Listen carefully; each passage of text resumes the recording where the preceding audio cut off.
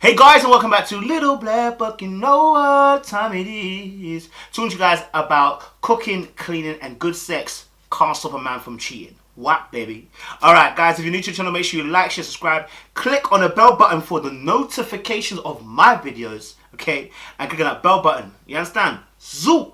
Appreciate you. If you're also a return, you already know what it is. You got the minerals, you got the minerals. Send them back to manufacturer, baby. Let's talk about it. So, today's video we're talking to you about good sex, cleaning, cooking, being a domestic goddess will not stop your man from cheating. Ladies and gentlemen, especially I'm just talking to a black woman especially, because if you watch this, you know, your black audience. Listen, it's never going to stop a black man from cheating, okay? It's never going to stop a black man from going to a white woman either, okay? None of these things stop a man from doing what he wants to do. You know what I'm saying? Like, if a man wants to cheat, he will cheat. Now, here's the thing. Many times this information is passed down through the generations due to the fact that society at one point in time would have had women being domesticated and men being the breadwinner, right? Due to society and how it was set up, there was a very patriarchal understanding in terms of gender role because the society wasn't allowing for women to work. We're in 2020 where women can work, men can work. And you being a domestic goddess will not guarantee you. And I'm tired of women, like, you know, and someone might even say, you know, to get a high value male, you got to be domesticated. Not necessarily. Not every high value male thinks in that shape or that form. You need to... There's a market for those who are domestic goddesses, don't get it twisted. There's a market for women who are also willing to go into the office for high value males, if you want to call it that. What I want to say though is that being domesticated, there is a feminine energy that comes with it. Let me not lie. Okay, being a cooker, being a cleaner, whatever you want to call it, being someone who brings the household together, good sex, yes, it has a feminine energy attached to it, okay? But it's not the be all and the end all, okay? And again, I want to pinpoint, it does not stop a man from cheating. Cheating comes from a desire that's within a man. The Bible tells us and lets us know that that God is not the one that tempts us, okay? God doesn't tempt us. Nothing evil comes from the Lord himself, okay? Everything good comes from above, yeah? And what we must understand in that when it comes to temptation is that this is something that's in you, and the desire lies in you. It is a selfish desire which we call this body called flesh, and this flesh wants to do what it wants to do. If you want to read that in the Bible, Galatians 5 verse 17 on to 24, it will tell you all about that. But what we're dealing with is the fact that men will cheat irrespective of how great you cook, clean, and give sex, okay? No matter how peaceful you are, he will still cheat, because if he wants to cheat, he doesn't need an excuse to cheat.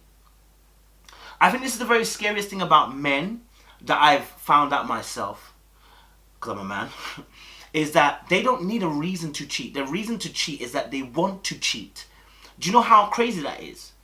That they are in a place where if they want to cheat, they will cheat. Not because you did anything wrong, but simply because he wanted to. Now, a man might tell you, listen, if you do everything right, I'm going to stay faithful. No, because the truth of the matter is, he's not faithful because you did everything right. Faithfulness is based upon one's own principle that they adhere to and follow.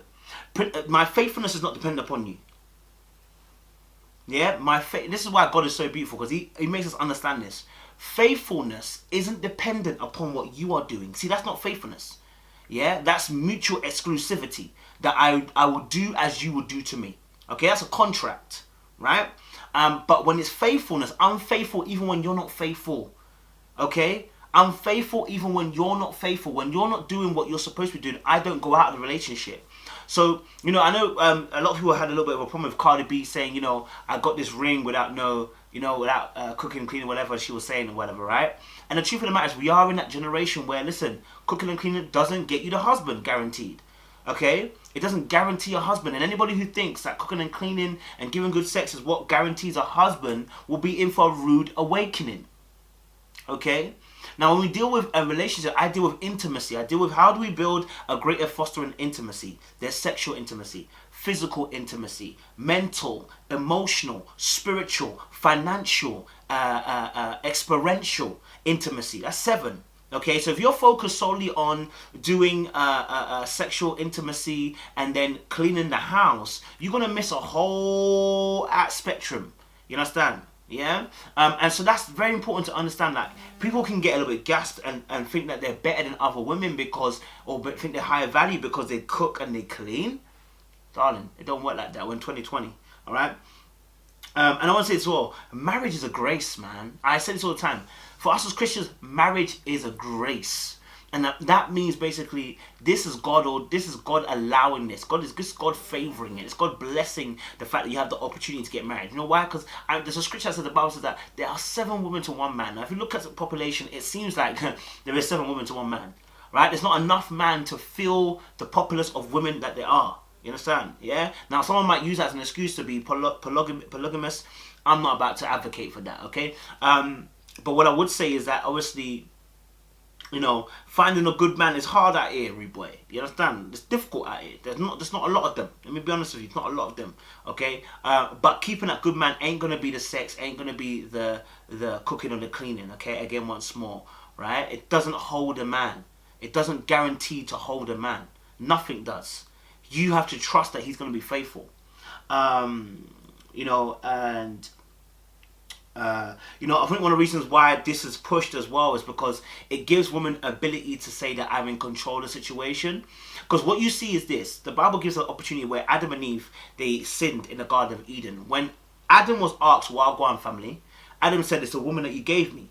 So he attached blame to the woman for her doing her thing, but forgot that he was meant to be in control and meant to be responsible for them both, right? And making sure she stayed away from the snake. He didn't do this job, right? But then blamed the woman, right? He didn't want to get into trouble. And so what you see with men in this generation and generations past all the way through is a lack of accountability of their own actions and a lack of responsibility of their actions, right? They fail to understand that they are responsible for their action, no one else. So ladies, if you ever hear a man blame you because you didn't cook, you didn't clean, you didn't do this, he is responsible. He will answer to God for why he did what he did. That's not to say that there aren't factors that can help contribute towards someone pushed in that direction. For instance, a hungry man will always, you know, what is it? The Bible says that the hungry man, to the hungry man, everything bitter tastes sweet. To the hungry man, anything will taste good. So yes, if you starved him of mental intimacy, you starved him of sexual intimacy, you starved him of physical intimacy, you starved him of all these different things, yes, a hungry man will be more likely to potentially to go out and do that. But again, he has a responsibility to be faithful to himself. His faithfulness is not dependent upon your actions, but based upon what he swore at the altar. Do you feel what I'm saying? And for those of you who are not married, you've made a commitment. You know what I'm saying? Like, so I wanted to even just deep that, like, do you know what I mean? You know, and I want to even touch on this as well. Domestics are everybody's responsibility now. Yeah, listen, I advocate for dynamic relationships. What does that mean? It means everybody contribute and chip in. It means everybody's a part of the process of making sure this household runs smoothly. Yeah, okay? Yes, the only captain of this house is Jesus. Okay, and since he's not physical, he ain't cleaning the house. Since he ain't physical, he ain't eating the food. Since he ain't physical, he also isn't cooking the food. Since he isn't physical, okay, he isn't doing all the domestic stuff. Why? Because that's for you and me to do. We are physical and we're in a physical body. So relationships are meant to be dynamic. They're, you know what I'm saying, you're meant to contribute, meant to contribute to your woman, you know, changing nappies on the babies. You're meant to get up at night. Just because you work doesn't mean that you're not supposed to do that. Do you get what I'm saying? Because listen, looking after a household and family is a full-time job and awesome in itself. What we don't want is to breed a generation of men who are lazy, who think that it's everything to do the home and domestics is only the woman. Let me tell you something, broskies, okay? It's 2020 and we're supposed to be supporting each other. It's meant to be a team effort. When you see your team suffering, you help them out. You don't leave them as they are. That's not a team effort. Do you understand? So for me, I want to just make this very clear. Again, make it very, very clear for you. Food, cooking, sex, and how good it is on all 3 fronts ain't never going to stop a man from cheating. If you want to cheat, he going to cheat. Appreciate you guys. Stay locked, stay loaded. Do I have trauma in that context? Yes. Am I living a life in context of that trauma? I'd say no. I don't think I'm living a life and I'm being hindered or functioning or making decisions based on the potential. Do you get what I'm saying? Okay. I still live life and I make decisions out of the abundance of the love and the emotion and how I organically, genuinely feel in that moment. Is that to say that there may be some subconscious barriers that may be up that sometimes I don't even realize? I'll be honest. They're Possibly. probably there. 120%. Like one of my friends said to me, Tim, let's just face facts. You've got trust issues.